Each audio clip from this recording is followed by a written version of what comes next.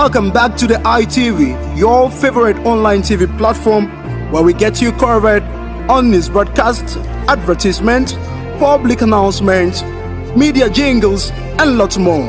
You can reach us by dialing 0813456 0034 or 08022142300. Visit our Facebook page, The ITV, and subscribe to our YouTube channels, The ITV.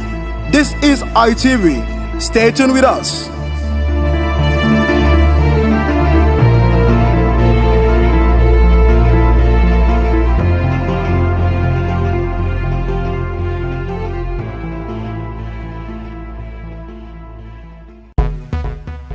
Now on the news headlines. Akwa Ibom State House of Assembly passes State Fiscal Responsibility Bill into law. Akwa Ibom State Government trains SUBEP procurement officers. Liberty Oil and Gas for Akwa Ibom gets President Buhari's approval. UUTH steps up services with inauguration of new OPD. Usain Bolt tests positive for coronavirus. Stay tuned for details. A bill to establish the Akwa Ibom State Fiscal Responsibility Board has been passed into law. This follows a bill submitted by the chairman of the House Committee on Finance and Appropriation, Right Honorable Uduak Odudo, representing Ikorobasi Eastern Obolo State Constituency. According to the bill, the board, when established, will ensure prudent management of state resources as well as ensure accountability and transparency in fiscal operations.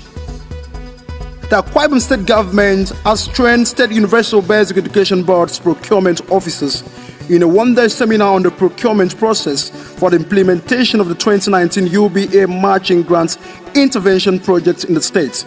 The exercise, which was championed by the State Universal Basic Education Board, drew resource persons from the South-South Zonal Office of the Universal Basic Education Commission, UYO, as well as the State Bureau of Public Procurement. Addressing participants at the board's headquarters in Owasankawa Secretariat to UYO, the executive chairman SUBEP, Professor Maria Ikrop, called on them to use the knowledge acquired from the training to ensure effective service delivery.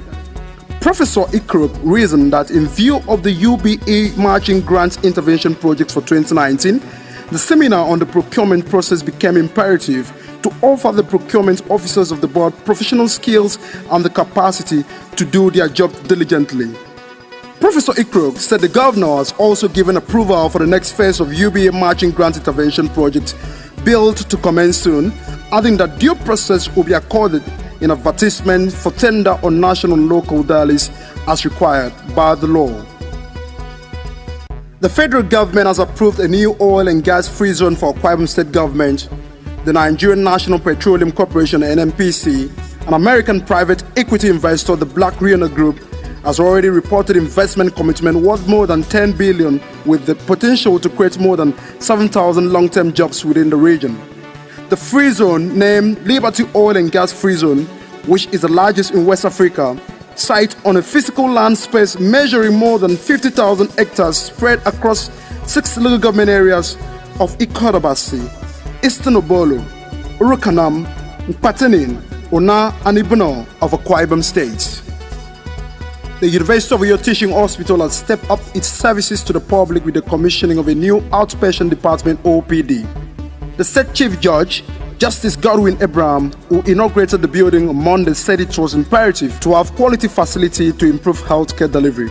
The University of Uyo Teaching Hospital Chief Medical Director, Dr. Basi, stressed that the project, which was started in 2010, could not fly as expected due to poor budgetary provisions by the federal government.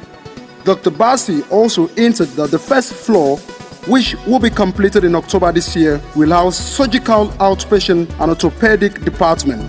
The Chief Medical Director maintained that by the time 5 outstanding projects initiated by the federal government were completed, the referral institution will favorably compete with teaching hospitals in the country.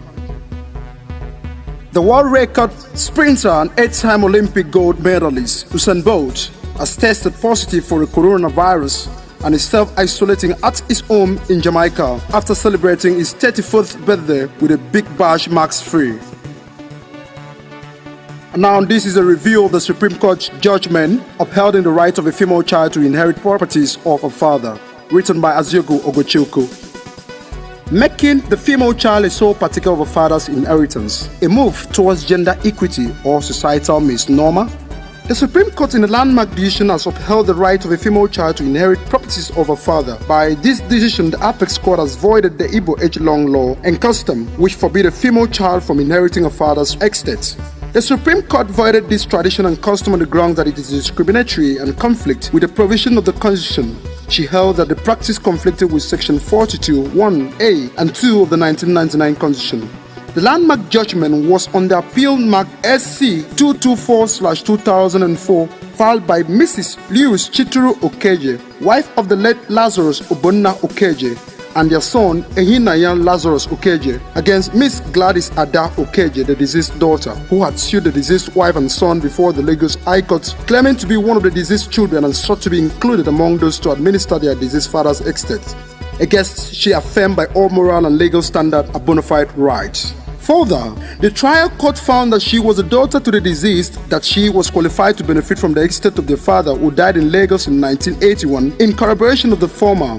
The Court of Appeal, Lagos, to which Mrs. Lewis Okeje and Eyinaya Okeje appealed, upheld the decision of the trial court, prompting them to appeal to the Supreme Court. In its judgment, the Supreme Court held that the Court of Appeal, Lagos, was right to avoid the Igbo native law and custom that disinherit female children. Justice Bode, who read the lead judgment, held that no matter the circumstances of the birth of a female child, such a child is entitled to an inheritance from a late father's estate, and that the Igbo customary law, which disentitles a female child from partaking in the sharing of a deceased father's estate, is breach of Section 42, 1 and 2 of the Constitution, a fundamental right provisions guaranteed to every Nigerian. With this, one wouldn't be totally wrong to ask the following questions. 1. Is this really a good move? One that will foster the progress of the society and further endanger the cultural integrity of the people? 2. What could be the socio-political, cultural, economic implications of such ruling on the society? 3. Could the ruling be seen as a plot to engendering feminism and as well force the Western bird lifestyle on the African society? Indeed, the judgment has evoked mixed reactions from Ndibo, particularly traditional rulers who are the custodian of the tradition and culture, as well as church leaders, while some people declared the affirmation to the ruling, saying that it will restore the dignity of the girl child in society. Others bluntly meted out their resentment towards it, saying that before the country Nigeria became officially known, different communities and groups had lived together and were bound by the highly reputable customs and traditions which wouldn't be washed away of all a sudden. In reaction to the former assertion, it remains pertinent to ask, was there any time in a society when the dignity of the girl child was not upheld? And why would the Supreme Court ruling suddenly restore such dignity? Was there no cogent reason why such custom and tradition was kept owing to the paternalistic nature of the society in question as against other practices by other societies? Going by the ruling of the Supreme Court, it implies that a female child could now inherit a father's properties. However, the fact remains that this will have a great deal of implications in society and will remain subject to customary scrutiny, not because the people reject the dictate of the constitution of the country, but because before the adoption of such law, there already existed customs and traditions guiding the behavioral patterns of the people in all aspects, including their moral life and social justice. In another development in the news, the Federal Ministry of Aviation postpones international flight resumption. The Federal Ministry of Aviation regrets to announce that the international flight resumption earlier scheduled to resume on 29 August has been shifted to 5th September 2020. We are watching and we deliver to you what we see. Many thanks for listening to the ITV. I remain your host, Edikan Michael.